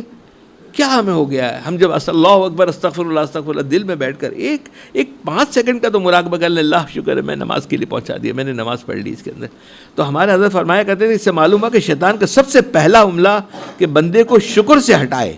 لہٰذا شیطان سے حفاظت کا سب سے بڑا راستہ یہ کہ بندہ اللہ تعالیٰ کا شکر گزار بن جائے. ایک مطلب اپنے شیخ حضرت عارف اللہ کے ساتھ کسی کے یہاں کھانے کی دعوت جمع ہوئی، چلیں لمبا ہو جائے. حضرت سلیمان علیہ السلام اتنے بڑے بادشاہ ہیں، ساری دنیا پہ حکومت پرندوں جانوروں ہواؤں پہ ان کی حکومت دعا کیا مانگ رہے تھے. اے پروردگار مجھے توفیق دے کہ میں آپ کی نعمتوں کا شکر ادا کر سکوں جو آپ نے مجھے پر اور میرے والدین پر کی ہیں. حضرت سلیمان علیہ السلام بھی شکر کی توفیق اللہ تعالیٰ سے مانگ رہے ہیں. اس لیے بندہ شکر گزار بھی اس وقت بنتا ہے جب شکر کی توفیق ملے، اور توفیق اس کو ملتی ہے جو اللہ تعالیٰ سے توفیق مانگتا ہے. اللہ میاں توفیق دے دیجیے نا، اللہ مانگتا ہے. اس لیے آپ صلی اللہ علیہ وسلم نے فرمایا کہ اللہ تعالیٰ سے شکر کی توفیق مانگو کہ اے اللہ اپنے فضل و کرم سے ہمیں شکر گزار بنا دیجیے. یہ جو ایک تو یہ والا ہے حضرت شداد بن اوس رضی اللہ تعالیٰ عنہ کو. دوسرا جو انہوں نے حضور صلی اللہ علیہ وسلم کو سید الاستغفار کے بارے میں، دیکھیے کتاب کے اندر جو ہماری موجودہ حالات اور ہماری ذمہ داری یہ سب کے پاس ہونی چاہیے. کم از کم اس کو 2 دفعہ پڑھی. اس وقت جو حالات گزر رہے ہیں پھر اس کے بعد یہ پڑھنے کے بعد ختم نہیں ہو جائے گا. آپ نے ٹویٹر پہ یا یوٹیوب پہ نہیں جانا ہے ہم نے معلومات کرنے کے لیے. ہمیں معلومات کرنے سے کوئی فائدہ نہیں ہے. اب کم از کم اس کو 2 دفعہ پڑھ لیں. پڑھنے کے بعد اللہ سے مانگنا شروع کر دیں, اللہ سے استغفار کریں. پہلے تو اوپر سے بہت جگہوں سے بزرگان دین ہمارے یہ کہتے تھے کہ آیت کریمہ میں لگ جاؤ, اعتکاف میں لگ جاؤ, نفلی اعتکاف میں لگ جاؤ, ہے نا. تو ہمیں مانگنا ہے اللہ سے کہ اللہ پاک امت پہ کرم فرما دے. امت کے حالات ایسے ہیں بہت زیادہ, لیکن آپ کی رحمت بہت زیادہ غیر محدود ہے. اللہ ہم پہ رحم فرما, پاکستان پہ رحم فرما. دشمنان اسلام اور دشمنان پاکستان چاروں طرف سے لپیٹے ہوئے ہیں, ٹھیک ہے. تو ان کے لیے ہم کچھ تو نہیں کر سکتے. ہم اللہ تعالیٰ کہیں گے ہم کیا کریں, ایسے حالات تھے, تمام چیز تھے. اللہ تعالیٰ نے پوچھ لیا تم کچھ نہیں کر سکتے, تو میں تو بیٹھا تھا, تم نے مجھ سے مانگا, مجھ سے روئے, مجھ سے درخواست کی, مجھ سے عاجزی کی, کچھ ذکر کر کے مجھ سے بات کی, تم نے تمہارا جو کام تھا ہم تو کر لیں, ہمارا جو کام کرنے کے. تو اس کے اندر سید الاستغفار ہے, یہ کتاب کے اندر یہ سید الاستغفار بھی, اس کو سید الاستغفار کہا گیا. اگر آج ہم حضرت والا کی کتاب کے میں پڑھتا ہوں, اگر آج ہم توبہ استغفار کی طرف متوجہ ہو جائیں اور اس پیغام کو پھیلائیں کہ یہ ہر شخص توبہ استغفار کی طرف متوجہ ہو, تو کچھ بعید نہیں کہ دیکھتے دیکھتے حالات بدل جائیں. حضرت فرماتے ہیں اس کو لے جائیے, اس کو پڑھیے, اس کو 2 دفعہ پڑھیے اور آگے دے, اور جس کو دینا اس کو بھی آگے دیجیے. اور سید الاستغفار جو نبی کریم صلی اللہ علیہ وسلم نے ارشاد فرمایا وہ ہر مسلمان کو یاد کرنا چاہیے, اس کا اپنا وظیفہ بنانا چاہیے, وہی سید الاستغفار. حضرت تقی عثمانی صاحب دامت و برکات کی ملفوظات ہے, وہ کتاب میں سے پڑھ کے آپ کو سنا رہا ہوں. اللہم انت ربی لا الہ الا انت, یہ بھی ہے ہماری اس کتاب کے اندر بھی ہے, موجودہ ہے اس کے اندر بھی ہے. اب رزلٹ کیا آیا اس کا, پوری بات کا رزلٹ یہ ہے کہ ہمیں استغفار کی طرف, رجوع اللہ کی طرف, توبہ استغفار کی طرف, اپنے لیے بھی, اپنی فیملی کے لیے, اپنی امت کے لیے بھی, مسلمانوں کے لیے, پاکستان کے لیے. دیکھیں 30 کروڑ کی عوام کا ملک ہے یہ والا. آپ لوگ کو ہمیں قدر نہیں ہے پاکستان کی. انڈیا ہم جاتے تھے, آتے تھے, کاروبار کرتے تھے, ہمیں پتہ ہے کیا ہے وہاں پر, کتنا ظلم ہے, کیسے ہے. میں ایک دفعہ آپ کو ایک واقعہ سناؤں. میں ہمارا وہاں انڈیا کے اندر, میں آپ کو یہ بات کر رہا ہوں 80s کی بات کر رہا ہوں, 1980s کی. تو وہاں پر ایک جت پور کا علاقہ ہے, میمن باٹوا, میمن جت پور, وہاں پرنٹنگ فیکٹریاں لگی ہوئی ہیں. تو میں وہاں گیا. جانے کے بعد میں نے دیکھا کہ وہ میرے والد صاحب کی پیدائش وہاں کی ہے, دادا کی پیدائش وہاں کی ہے, وہاں پرنٹنگ کا سینٹر بنا ہوا ہے. تو ہم نے وہاں اپنا کاروبار تھوڑا سا کر رہے تھے. تو اب شام کو میں نے کہا کہ رات کو رکنا ہے. جب رات کو رکنے کے لیے جب وہاں بات آئی تو میں نے دیکھا کہ ہر گلی کے اندر 1 سور, 2 سور, 4 سور بیٹھے ہوئے. تو مجھے بڑی کراہت ہوئی. حالانکہ روڈ ہے, پکے ہیں, تمام ہے, ٹھیک ٹھاک, گاؤں نہیں, سٹی ہے, چھوٹا سٹی ہے, ٹھیک ہے. میں نے کہا یار یہاں تو میں سو نہیں سکتا. تو اس نے کہا کہ 2 جگہ ہیں, چلے جائیے, اس سے اچھا ہے, وہاں آپ کو اس چیزیں نہیں ملے گی. قریب میں جوناگڑھ ہے اور ایک قریب میں دھراجی ہے. دھراجی 19 کلومیٹر شاید تھا اور یہ 13 کلومیٹر تھا. جوناگڑھ, بھٹو صاحب کا جوناگڑھ سے کیا تعلق تھا, یہ سب آپ کو ہسٹری پتہ ہے, کبھی ہسٹری کی بات کریں گے. اب میں جوناگڑھ پہنچ گیا. انہوں نے پرانی وہ ان کی گاڑیاں ہوتی تھی, وہ گاڑی دی مجھے. میں جوناگڑھ 13 کلومیٹر, میں نے جوناگڑھ کو پریفر کیا, میں وہاں چلا گیا. کیونکہ جوناگڑھ کا مجھے پتہ تھا کہ وہاں پر علمی لوگ, ہوشیار لوگ, بڑے بڑے, اس کی ہسٹری مجھے پتہ تھی. میں نے اب شام کو میں کیا کروں, میں نے ایک رکشے والے کو بلایا, مسلمان تھا اس کو بلایا. میں نے کہا مجھے ایسا کرو, 2 گھنٹہ گھماؤ. اس کے میں نے کہا جو تم تو اور کچھ پینے کھانے کا ہو تو مجھے بتاؤ. بولا یہاں کے مڈاف بولتے ہیں, ناریل ہے نا وہاں, وہ لوگ مڈاف بولتے ہیں. بولتا ناریل آ کے بہت میٹھے آپ کو پلائیں گے. میں نے ناریل انہیں پلایا, تھوڑا دیر گھمایا پھرایا, پھر بہت رونے لگا. بولا تم لوگوں نے ہمارے اوپر ظلم کیا, نہ ہم دنیا کے رہے نہ ہم دین کے رہے. ہماری بیٹیاں ہندوؤں سے شادی کر لی, وہ ہندو ہو گئی. ہماری گھروں کے اندر بہو آ گئی, وہ بھی ہندو آ گئی. ہمارا کلچر ختم ہو گیا, ہمیں کچھ پتہ نہیں ہے, نہ ہم دین کے رہے نہ دنیا کے رہے, کہیں کے بھی نہیں رہے. ایسا روتا تھا. تم لوگ پاکستان چلے گئے, سب پاکستان میں تم موج کرتے ہو, تمہاں دین بھی ہے, دنیا بھی ہے, تمام چیزیں. یہ ہماری حالت دیکھ لیجئے. ایسا زہر و قطار ہو رہا تھا. ہمیں اس کی قدر نہیں ہے. اس پاکستان کے لیے دعا کیجیے, ہم سب کر سکتے ہیں. دیکھیے اصل کام تو اوپر سے ہونا ہے, یہاں نہیں ہونا ہے. یہاں اسلام آباد میں کچھ نہیں ہونا ہے, یا کہیں بھی نہیں, پینٹاگون میں کچھ نہیں ہونا ہے. ہونا ہے اوپر فیصلے ہونے, اور اوپر فیصلے جب ہونے کے, جب اللہ سے روئیں گے, اللہ سے مانگیں گے. کسی کی 30 کروڑ آدمی ہے, 3 لاکھ آدمی بھی تو دعا کر لیں گے نا, 0.1% بنتا ہے یار. اتنے آدمی, کچھ لوگ, ہم کسی کو نہ دیکھیں کوئی کیا کرتا نہیں کرتا, ہم اپنی انڈیویجولی شروع کر دیں. تو یہ تو سید الاستغفار ہمیں یاد کر لینا ہے, اس کے اندر ہے, ٹھیک ہے. اب اس کے اوپر اس کی اور دلیل کے اندر ایک میں حضرت والا نے اس کا ذکر کیا, وہ میں آپ کو تھوڑا سا وہ بھی ایک آدھی منٹ کا سنا دیتا ہوں. کثرت استغفار کے نتیجے میں نعمتوں کی بارش. قرآن کریم میں حضرت نوح علیہ السلام کا قول نقل کرتے ہوئے فقلت استغفروا ربكم انه كان غفارا يرسل السماء عليكم مدرارا ويمددكم باموال وبنين ويجعل لكم جنات ويجعل لكم انہارا. سورۃ النوح کے اندر ہے یہ. ارے اس کا ترجمہ سن لیجئے. اس کے بعد کیا ہماری دعاؤں سے ہمارے سے کام نہیں بنے گا؟ بالکل بن جائے گا 100%. ہمارا یہ جو اسلام آباد میں جو گڑبڑ ہو رہی ہے نا، اس کے ذمہ دار میں اقبال شکر خود ہے، ہم سب ذمہ دار ہیں، کیونکہ ہمارے اعمال ایسے ہیں، ہمارے رجوع اللہ نہیں، ہم اللہ سے مانگ نہیں رہے، ہم اللہ سے تعلق نہیں بنا رہے. روئے اللہ سے مانگے. کیا ہے، کیا چیز حیثیت رکھتے ہیں یہ لوگ؟ کوئی بھی اوپر سے ایک فیصلہ ہے. یہ پوری دنیا کی کائنات کو لگا لو، تمام حکومت کو لگا لو، تو یہ مچھر کے پر کے برابر نہیں ہے. دنیا کا جو نظام ہے ایسا ڈسٹرب نظام ہے. میں اس کے بھی ایک منٹ کا آپ کو ایک واقعہ سناؤں گا، LA کا اور پیرس کا، سنیے گا. اچھا اس کا ترجمہ سن لیجیے. کثرت استغفار حضرت نوح علیہ السلام. ارے تم اپنے پروردگار سے استغفار کرو، وہ تمہارے اوپر آسمان کو رحمت کی بارش برسانے کے لیے چھوڑ دے گا اور مال اور بیٹوں کے ذریعے تمہاری مدد کرے گا. مال اور بیٹوں کو تمہیں مدد کرے گا اور تمہارے لیے باغات اور نہریں پیدا کر دے گا. لہٰذا اللہ تعالیٰ سے طرف رجوع کرو، توبہ اور استغفار کرو. وہ واقعہ سن لیجیے، اس کو بعد ختم کر لیتے ہیں. میں نے وہ بازار نہیں دیکھی، لیکن وہ جگہ علاقہ دیکھا. میں خود گیا ہوں، LA کی بات کر رہا ہوں، لاس اینجلس کی، کیلیفورنیا کی بات کر رہا ہوں. وہاں ایک ایسا ایریا ہے جس کے اندر دنیا کے جتنے ٹاپ کے لوگ ہیں نا، وہ اپنے سوٹ، اپنے ڈریسنگ بنانے آتے ہیں، اپوائنٹمنٹ لیتے ہیں 6 مہینے بعد کا، کہ تمہیں یہ سوٹ کرے گا، یہ کلر سوٹ کرے گا، فلانا کرے گا. اس کے لیے پتہ نہیں اس کی کنسلٹنگ کی خالی وہ فیس $7,000 تھی. میں وہ جگہ نہیں دیکھی، لیکن وہ علاقہ گیا ہوں میں، وہ پورا علاقہ دیکھ کر آیا میں. ٹھیک ہے. اب وہ اس کے اندر بڑے بڑے دنیا کے جتنے بھی جو ہے نا، وہ اپنا ڈریسنگ کرنے کے لیے ان سے ٹائم لیتے ہیں کہ مجھے کیسا سوٹ بنانا چاہیے، کیسے کپڑے بنانا چاہیے. وہ یہ تو خالی کنسلٹنگ، وہ سوٹ بنانا کرنا، اس کا پتہ نہیں لاکھوں کتنے $, ہزار خرچہ، الگ بات ہے. ایک طرف تو دیکھیں دنیا اس طرف چل رہی ہے، وہاں پر یہ کنسلٹنگ ڈریسنگ بنائی جاتی ہے. دیکھیے نا، یہ ابھی جو الزبتھ کی جو ہوئی ہے مارک انگلینڈ کے اندر، اس کے کتنے ملینز آف ڈالر خرچ ہو گئے ہیں نا. ایک طرف تو یہ پیسہ اس طرح ہے، ڈسٹریبیوشن آف ویلتھ کی میں بات آپ کر رہا ہوں. اور ایک طرف میں آپ کو بتاؤں، میں نے جمعہ بازار اور منگل بازار اٹینڈ کیے. مجھے جو سب سے زیادہ دکھ ہوا نا منگل بازار اور جمعہ بازار کا، وہ پیرس کے اندر، فرانس میں ہوا. میں نے پیرس کے اندر دیکھا کہ جمعہ بازار منگل بازار لگی ہوئی ہے، اور وہاں پر گورے عورتیں اور مرد وہ اسٹال لگائے ہوئے ہیں. اسٹال کے اندر میں نے دیکھا ہے ان کے پاس کسٹمر، ان کے پاس تھا. میں نے کہا کیا بیچ رہے ہیں، جا کر تو دیکھوں. میں پیرس کی بات کر رہا ہوں میں.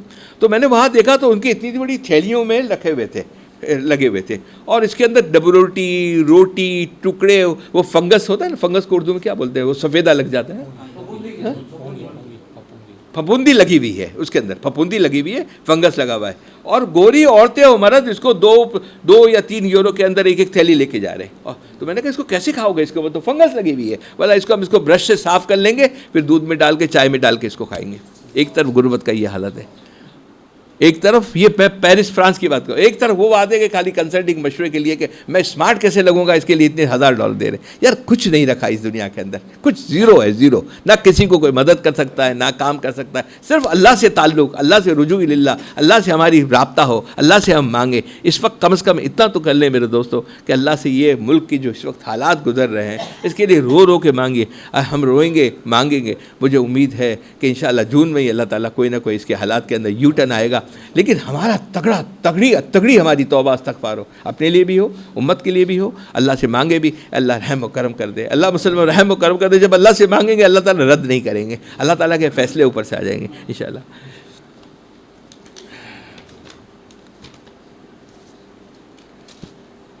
ٹھیک ہے، کتنے ٹائم ہو گیا؟ ٹھیک ہے، دعا کروا دیجیے. اچھا ذکر تھوڑا سا کر لیں، ہاں تھوڑا سا ذکر کر لیتے ہیں 5-7 منٹ کا، 5 منٹ کا. ٹھیک ہے، لا الہ الا اللہ، اللہ اللہ کا ذکر کر لیتے. ٹھیک ہے. یہ میں نے آپ سے کہا نا، ہماری جو اعمال ہیں، 2 اعمال، ایک تو یہ عمل کرنے، دوسرا اللہ کی نافرمانی سے جہاں موقع ملے، جہاں بنے، ہم نے مظلوم رہنا ہے. ہم نے تکلیف اٹھانی، کسی کو تکلیف نہیں دینی ہے. ہمیں سب کو معاف کر دینا ہے. معافی ہم کریں گے تو اللہ سے ہم معافی مانگ سکیں گے. قرآن کریم کی تلاوت ہمارے یہاں، اس کی لا الہ الا اللہ کا ذکر 300-400 دفعہ کر لیں. استغفار کی، درود شریف، یہ ہمارے معمول میں مسٹ ہے، ہر ایک نے کرنا ہے. کسی کا ناگانا کم ہو جائے کوئی بات نہیں. اگر 500 دفعہ 300 دفعہ لا الہ نہیں پڑھتا، 100 دفعہ پڑھ لے، کوئی بات نہیں، پڑھ لے. قرآن شریف پڑھتا ہے، اگر ایک پارہ پڑھتا ہے، ایک رکوع پڑھ لے کم از کم. کھولنا ضرور ہے، پڑھنا ضرور ہے. یہ باتوں سے، یہ تو کان کے مزے ہیں. پھر